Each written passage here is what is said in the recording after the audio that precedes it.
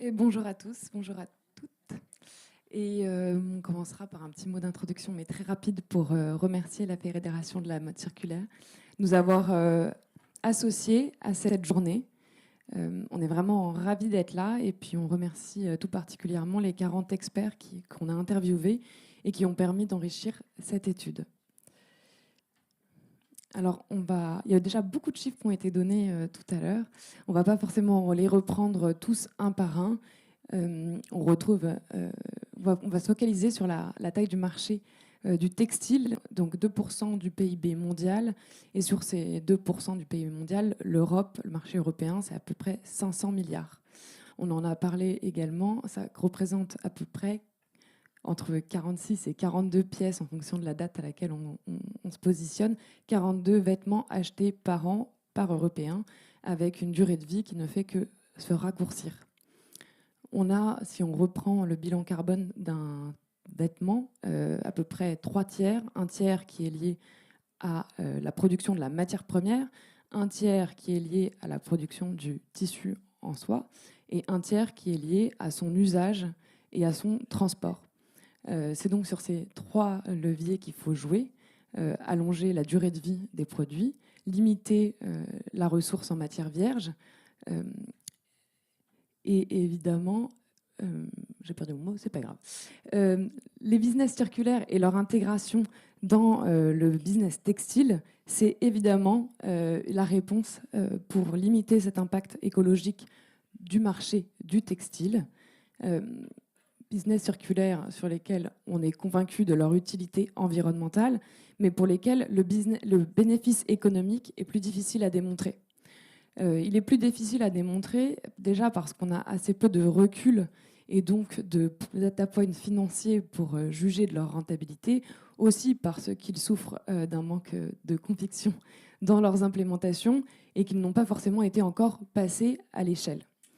Nous, on porte la conviction qu'investir dans ces business circulaires, c'est se protéger contre les risques financiers de demain. Et c'est ce qu'on va détailler dans cette étude qui sera donnée de façon plus complète dans les prochains jours. Et là, on va se focaliser sur les conclusions chiffrées des 4 piliers qu'on a choisi de présenter. On s'est attaché donc au marché européen et à travers 4 piliers qui sont la réinvention, la réparation, la réutilisation et le recyclage. Un marché de la mode circulaire qui aujourd'hui est chiffré à peu près 31 milliards. C'est 31 milliards et 88 000 créations d'emplois sur la période d'aujourd'hui jusqu'à 2030. Évidemment, ce sont des chiffres qui peuvent bouger en fonction de la prise de conscience et aussi du cadre réglementaire et des investissements qui vont servir cette croissance du marché circulaire. On n'a pas été en mesure d'ailleurs de chiffrer le premier pilier, qui est le pilier de la réinvention, qu'on aurait pu chiffrer en prenant la part des produits vendus qui ont été conçus avec un objectif de répondre à ces objectifs de circularité, information qui aujourd'hui n'est pas forcément disponible sur les produits vendus et donc difficile à quantifier. Je vous propose qu'on rentre un petit peu plus dans le détail en commençant par le pilier de la réinvention.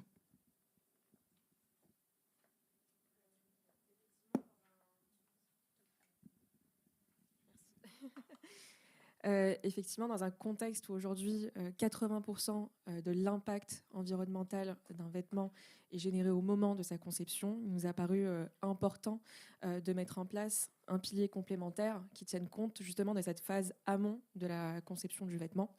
Et donc c'est comme ça qu'on a introduit ce pilier complémentaire qui est celui de Reinvent, en plus du fameux triptyque qu'on connaît tous, donc du recycle, repair et reuse. Et donc dans une logique de circularité, réinventer aujourd'hui la mode, c'est repenser sa conception en tenant compte justement des prérogatives qu'on va avoir au niveau de l'allongement de la durabilité du vêtement, donc de sa réparabilité, mais aussi de sa recyclabilité.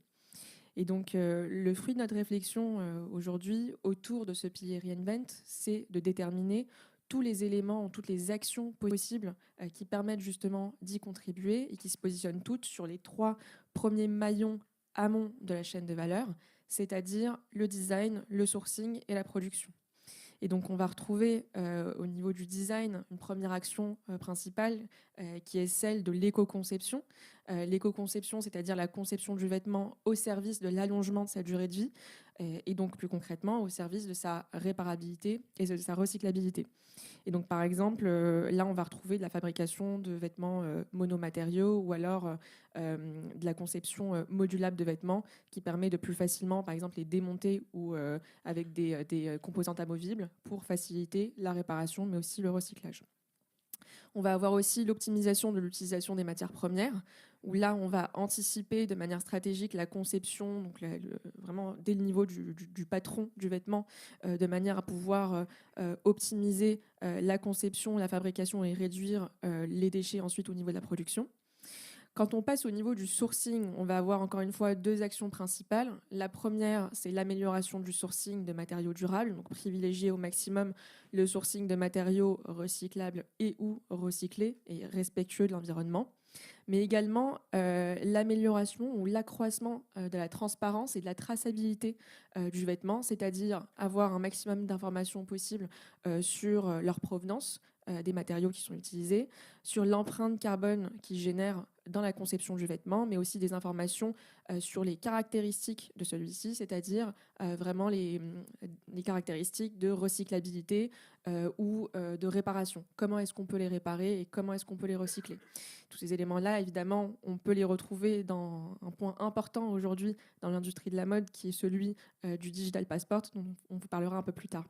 Et enfin, au niveau de la production responsable, là encore une fois, 2 actions concrètes.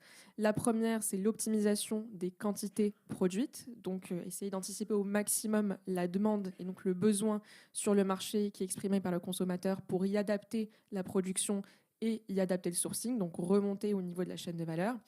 Et enfin, lorsque c'est en tout cas aligné avec le positionnement de la marque et lorsque c'est possible d'un point de vue organisation interne, mettre en place, par exemple, des systèmes de précommande ou alors de commande à la demande, ce qui permet de ne produire que ce qui sera effectivement acheté et consommé par l'acheteur final.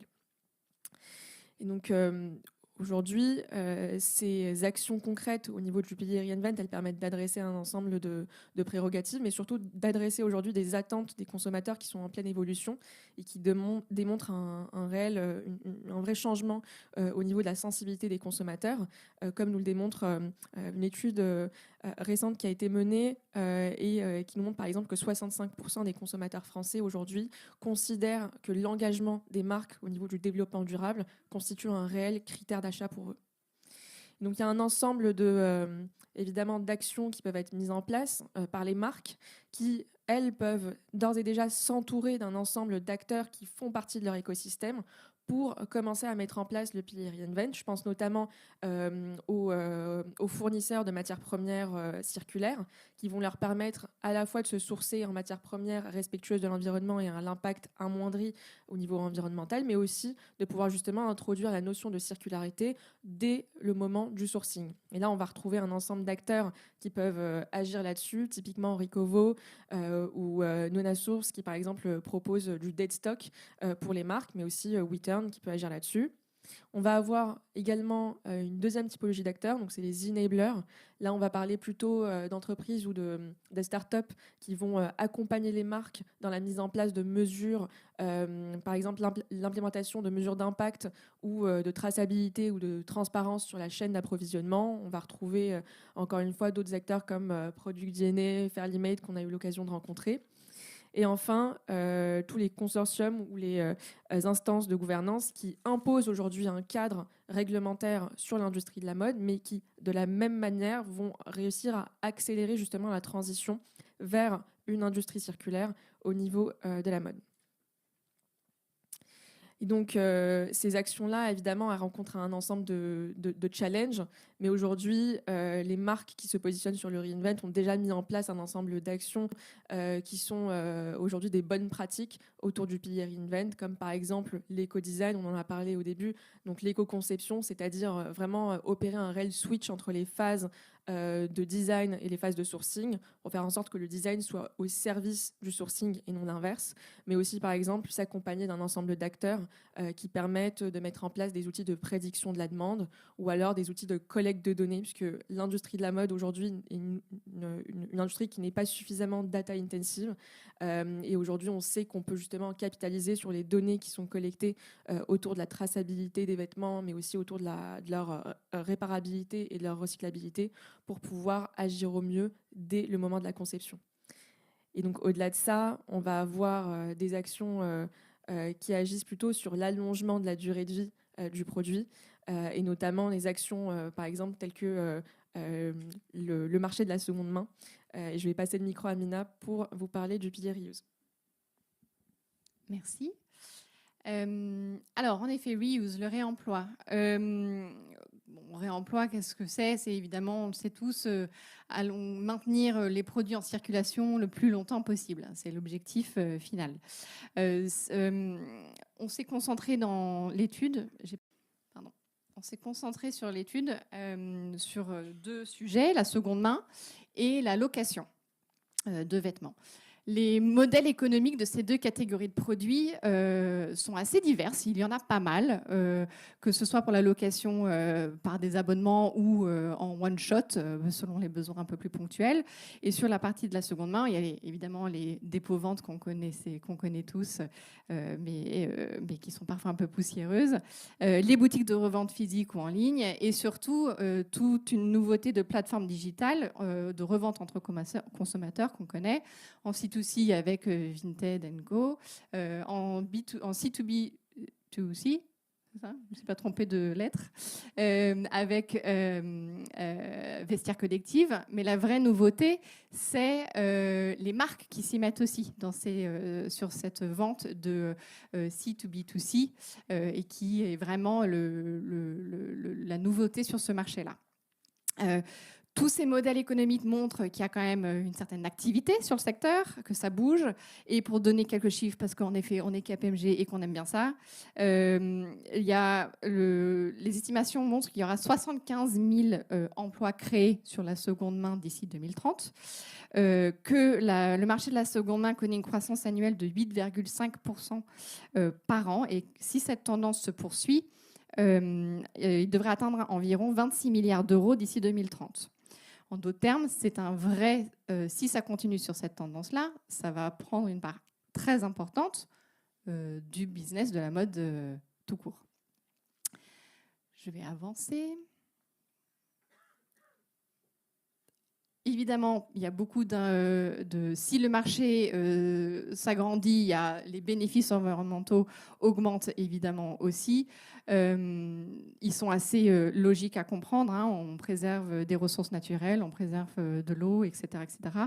Mais pour vous donner un chiffre clé, qui est le carbone que tout le monde comprend, en 2022, le réemploi a permis d'économiser environ 3,5 millions de tonnes de CO2 équivalent en Europe, ce qui n'est pas rien.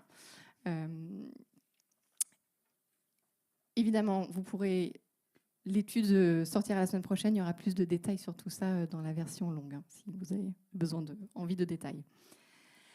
L'implémentation du réemploi nécessite un set de prérequis pour les marques pour se lancer sur ce marché-là. Et le premier qui nous semble intéressant, c'est d'avoir un positionnement de prix et de gamme très clair, très réfléchi dès l'amont. Et il y a des enablers aujourd'hui qui aident à stratégiser se monter sur ce marché-là. Il y a un autre sujet qui est de sécuriser la désirabilité de la marque, notamment sur la seconde main. C'est-à-dire que les marques de mode sont très fortes pour communiquer sur la première main. Est-ce qu'il n'en est pas de leur devoir aussi de rendre désirable la seconde main et le recyclage, etc. Quelque chose qui était intéressant et sorti de nos entretiens à plusieurs reprises, c'est l'idée de démarrer d'abord sur des plateformes en ligne, puis d'aller sur un marché physique. Pourquoi ? Parce que ça permettait de sécuriser en fait des flux logistiques, de tester un petit peu l'organisation fonctionnelle de ce marché pour ensuite aller vers du retail physique et former, in fine, les équipes de vente à ce nouveau métier qui va être de récupérer des vêtements de seconde main, de les juger, de les vérifier et de décider si oui ou non ils intégreront le circuit de la seconde main de la marque. Les prérequis sont clairs, mais il y a quand même certaines marques qui se sont mises sur ce marché-là, hein, qui ont démarré, qui n'ont pas attendu. Et on a quelques best practices qui sont sorties de nos entretiens et quelques informations intéressantes. L'utilisation de vouchers, par exemple. Alors, je sais que tout le monde n'est pas pour, mais quand c'est utilisé par les marques en retour d'un produit de seconde main, ils sont dépensés vite par les clientes et en général, ils augmentent considérablement le panier moyen de la cliente. Ensuite, ça permet de réactiver des clientes ou des clients endormis, voilà, auxquels on n'aurait pas eu accès depuis longtemps, et surtout d'activer un nouveau segment de clients. Et puis finalement, il y a une notion intéressante qui est quand les marques s'impliquent directement sur la vente de seconde main, finalement, elles gardent la main sur deux choses, les prix de vente et leur image de marque. Ce qui permet en fait d'avoir une vision assez complète de son cycle de vente. Pour dire quand même deux mots, parce que là on a focalisé sur la seconde main, pour dire deux mots sur le marché de la location. Quand les marques ont envie de s'y mettre, il y a deux choses qui nous semblent importantes, c'est de vraiment focaliser son offre sur le pays d'implantation, parce que le marché européen est moins mature que des marchés comme les États-Unis sur la location. Ils ont beaucoup plus cette culture de louer pour du grand soir ou des événements. En France, en Europe, on a moins cette culture-là, donc vraiment réfléchir à son offre par rapport à son implantation pays. Et surtout d'intégrer la notion de moment de vie. C'est-à-dire que si on va louer si une clientèle veut louer, c'est souvent lié à un moment de la vie, que ce soit une grossesse, peut-être l'exemple le plus simple, ou, je ne sais pas, des vacances bien précises qui nécessitent un équipement bien précis. Il n'y a peut-être pas besoin de toujours l'acheter. Voilà, donc ce serait le conseil qui sort de nos entretiens sur ce segment-là de marché. Donc bon, il y a c'est la force du direct.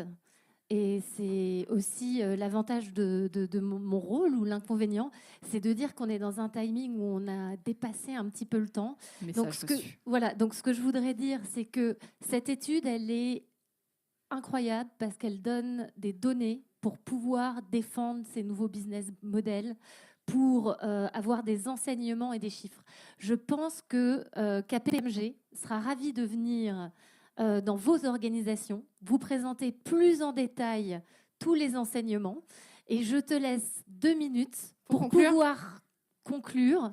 Je suis vraiment désolée, mais il y a des contraintes d'agenda dans les prochains talks.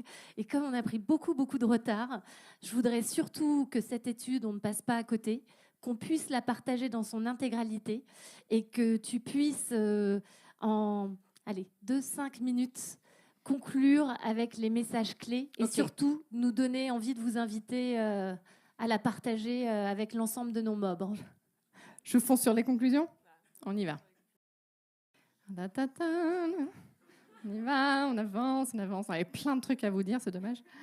Alors, pour conclure, 3 messages clés ont été identifiés sur tout le long de cette étude que vous avez bien entendu et bien comprise, évidemment. L'implémentation du design pour la circularité dès le départ, c'est-à-dire anticiper les besoins, anticiper la longévité des produits dès le design. C'est quelque chose qui peut faire encore, mais qui est une action extrêmement forte parce que ça permet de passer d'une posture réactive à la circularité où on répare et on recycle à une posture anticipative finalement où on construit des produits pour la longévité. Deuxième message, capitaliser sur la traçabilité. On a entendu un peu tout à l'heure, la collecte de data, notre industrie le fait, mais ne l'exploite pas peut-être à son plus fort potentiel. Il y a beaucoup d'informations qui ressortent de la réparation et du réemploi notamment. Ce sont des KPIs qui peuvent être intéressants pour vos plans de collection, pour la fabrication en tant que telle de vos produits et finalement faire économiser de l'argent sur l'aval, sur la réparation. Et l'importance de développer des business models circulaires viables et profitables et de travailler sur les business cases de vos projets. Aujourd'hui, on se rend compte que beaucoup de projets pilotes sont lancés, mais pas forcément avec un regard business. Et donc, du coup, l'intégration de cet axe financier dès le démarrage est primordial. Et pour cela, je passe direct après. Il y a les bénéfices de l'économie circulaire, je pense que vous les comprenez, mais un dernier message clé, c'est que pour développer ces modèles viables, il faut plusieurs choses. Le premier, ça va être le buy-in interne et l'importance de désiloter les conversations en interne. C'est-à-dire qu'il est primordial de finalement mettre, au moment du développement de vos projets, les équipes RSE, les équipes finance, les équipes logistiques, etc., marketing et communication, autour de la table pour monter des projets viables. Ensuite, le soutien de partenaires externes est un excellent moyen de démarrer. Il en existe beaucoup. On a la chance d'être dans un univers très actif. Il y a beaucoup de solutions qui existent. Donc, n'hésitez pas à vous faire soutenir par celle-ci. Et deux derniers points, communiquer sur les modèles circulaires comme vous faites sur les modèles primaires, linéaires. C'est-à-dire vous êtes de très bons communicants et de très bons marketeurs sur vos produits de première main. Il en est... si j'ose dire, de votre responsabilité de rendre aussi désirable la seconde main, les matières recyclées, etc. Vous avez la force pour le faire. Et finalement, mot de la fin, collaborer. On en a parlé un peu sur désiloter l'interne, mais aussi désiloter toute la filière. Collaborer entre acteurs des différentes étapes de la chaîne de valeur. Que les studios aient des conversations avec les recycleurs pour comprendre les prérequis et vice-versa. Les recycleurs peuvent faire remonter de l'information vers les studios. Donc, collaborons. Merci. Un grand bravo aux équipes de KPMG. Je vous invite à les contacter pour qu'ils puissent vous présenter cette étude dans la granularité et dans les chiffres qui sont extrêmement intéressants.